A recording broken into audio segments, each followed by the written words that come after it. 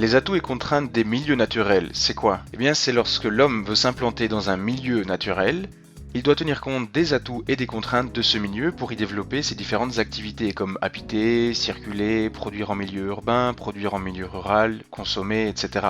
Lorsque l'humain s'implante dans un milieu naturel, construit des infrastructures, pratique ces différentes activités, on ne parle plus d'un milieu naturel, mais on parle d'un espace.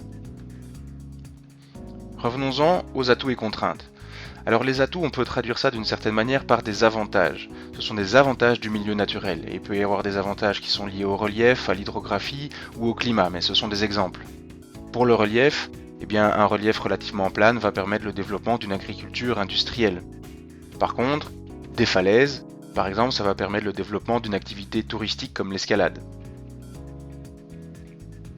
Concernant l'hydrographie, un des atouts que l'homme a toujours cherché de tout temps lorsqu'il s'implante dans un milieu naturel, c'est un accès à l'eau potable. Et bien souvent aussi, un moyen de transport, soit fluvial, soit maritime, si on est au bord d'un fleuve ou au bord d'un océan ou d'une mer. Concernant le climat, l'homme va toujours chercher à s'installer dans des endroits où les climats sont favorables pour une certaine agriculture, et puis par après, ça peut permettre même le développement d'un certain tourisme.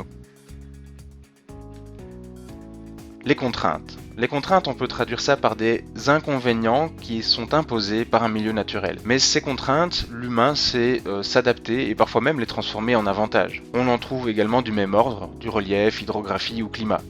Par exemple, pour le relief, si on a un relief trop accidenté, l'homme ne sait pas implanter un habitat dans un relief tel qu'on peut le voir sur la photo ici. Pour l'hydrographie, il y a par exemple des risques d'inondation ou à l'inverse des risques d'aridité, donc d'absence d'eau.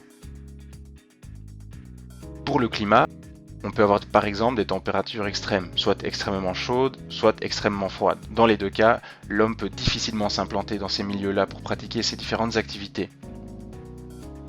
Passons à un exemple concret d'implantation de l'homme dans un milieu naturel, ici une vallée.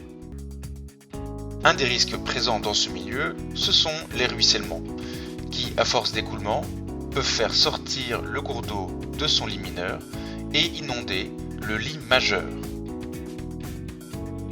Mais comment l'homme va-t-il s'implanter dans ce milieu?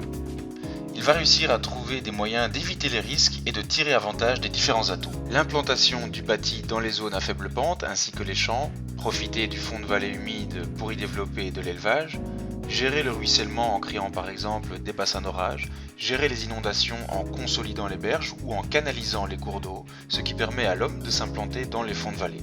D'un point de vue économique, le développement de différentes activités comme le tourisme.